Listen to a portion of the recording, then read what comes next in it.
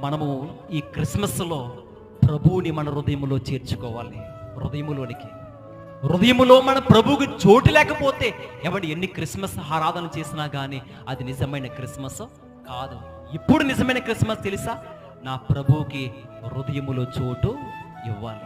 హృదయములో చోటు మనం ఏం చేసినా కానీ ఇది నేను చేశాను కదంటే దాన్ని బట్టి దేవుడు ఇష్టపడ్డాడు. లేదంటే క్రిస్మస్లో నేను ఇంత కానుకిచ్చాను అంటే ఆ కానుకను బట్టి దేవుడు ఆనందపడ్డాడు. లేకుంటే నేను ఏదైనా చేస్తానని చెప్పినా దాన్ని బట్టి కూడా దేవుడు ఏమి ఆనందించాడు. దేవుడికి ఇవ్వాల్సిందని తెలుసా?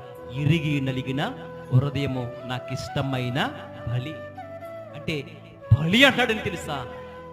ఈ భూమి మీద దేనికి మన జీవితాన్ని ఉపయోగించుకోకుండా మన దేవునికి మన జీవితాన్ని సమర్పించుకోవాలి. ఇలా ఎవరైతే సమర్పించుకుంటారో మహనీయుడైన యేసుక్రీస్తు ప్రభువారు నా కొరకు వచ్చి